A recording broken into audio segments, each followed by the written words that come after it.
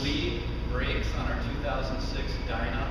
We've upgraded the front end of this motorcycle with a classic master cylinder and one of our 6-piston Ultra brake calipers. Okay, this is an empty system, meaning we just installed these components on this motorcycle, so there's no brake fluid in the system. So this is probably one of the more difficult procedures. It takes a little bit more time, but it's basically the same as bleeding out old brake fluid to replace with new. The way we do it here at JayBrake is we prefer to let gravity do the work, meaning we're going to try to position all of our components to allow for fluid to flow down into the system and air to flow up.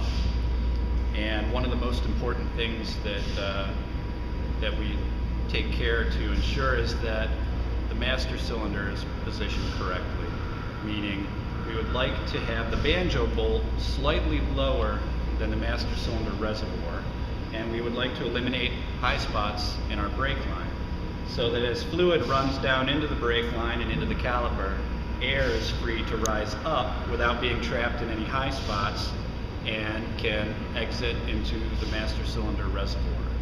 Okay, we have the master cylinder reservoir cap and gasket removed, and the only special tools we're going to need to bleed these brakes are a 1/4-inch wrench for the bleeder screw. This is a 6-point wrench, which is preferred in order to not damage the bleeder screw when we open and close the bleeder.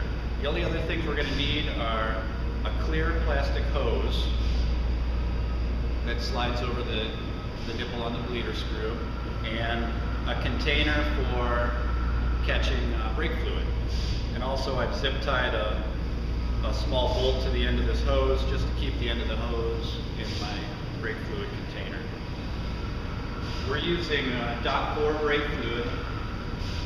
JayBrake components are compatible with .4 or .5, and .4 is readily available and very common, so I prefer to use that. The only other things we'll need are a spray bottle with some cleaner and having plenty of clean rags ready to clean up any spills that we make. As you know, brake fluid can damage paint if left exposed for a while. Okay, now that we're ready to get started, the first thing that we're gonna do is we're gonna add fluid to the master cylinder reservoir.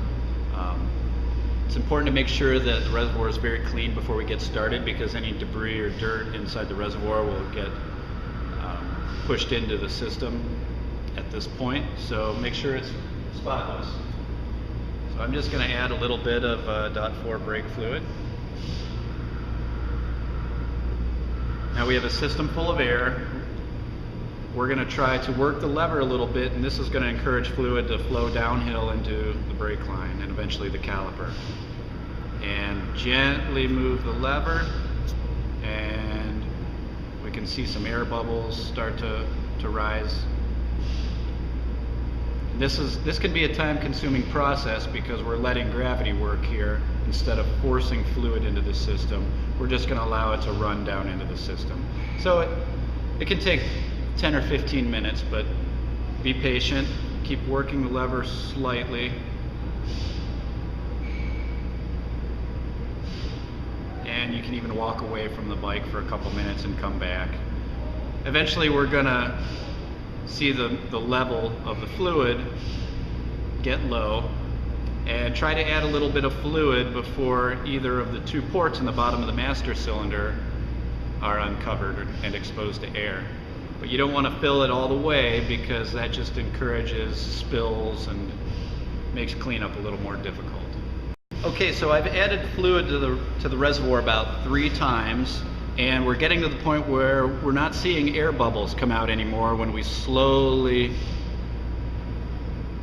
pull the lever. Now, I stress that we have to pull the lever very slowly, because once the system is nearly full of fluid, fluid will actually shoot out of the front port in the master cylinder. That's how you know you're on the right track and the system is bleeding properly and functioning properly.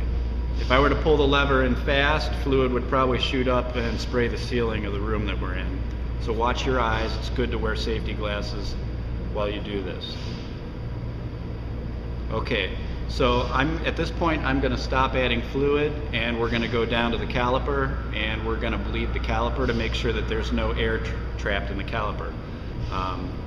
One thing I can't stress enough is that during this process we keep the banjo bolt and banjo fitting slightly lower than the master cylinder reservoir, because air will get trapped there.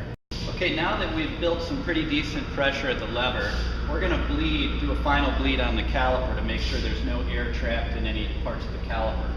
And what we're going to need to do this is our 1/4 inch wrench for the bleeder screw. We're going to place the wrench on the bleeder screw.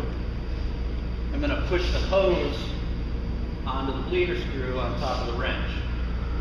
It's important to use the hose when we do this in order to prevent air from coming back into the system when we close the bleeder screw.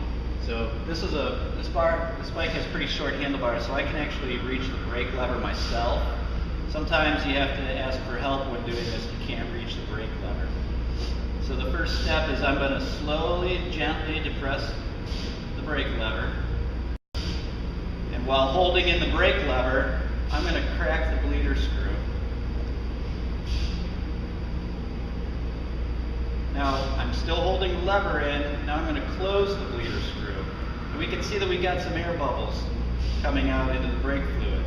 That's perfectly normal. I'm going to do this a few times until I stop seeing air bubbles. Holding the brake lever in, closing the bleeder screw, releasing the brake lever. Now periodically look up top to make sure that you still have plenty of fluid in your master cylinder reservoir, or you'll have to start all over.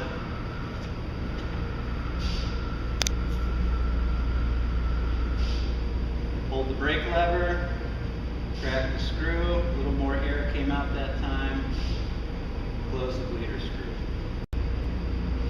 Okay, I've done a few cycles now, and it looks like my fluid's coming out pretty clear with no air bubbles. So I'm going to do one more cycle.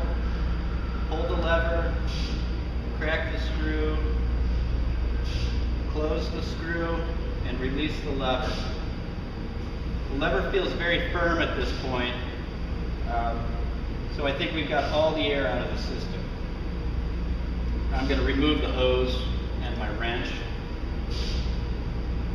And the final step will be to go back up top.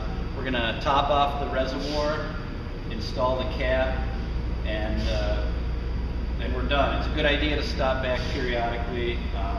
I like to come back in a half hour, pull the brake lever in, and make sure that it still feels firm.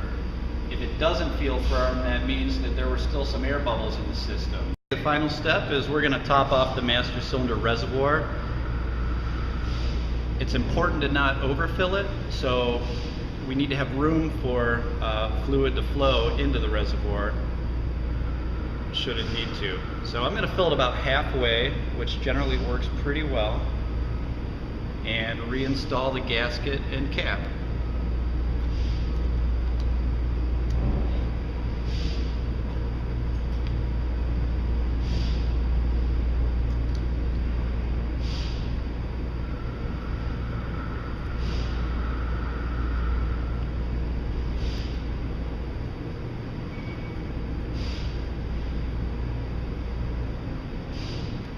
Okay, now the final step is to be very careful with cleanup. We're going to spray all of the painted surface and the chrome surfaces with a gentle cleaner, and then we're going to wipe everything down because, again, brake fluid can damage the paint on your motorcycle. And as I said before, I'm going to come back periodically and double check to make sure we still have a firm feel at the lever.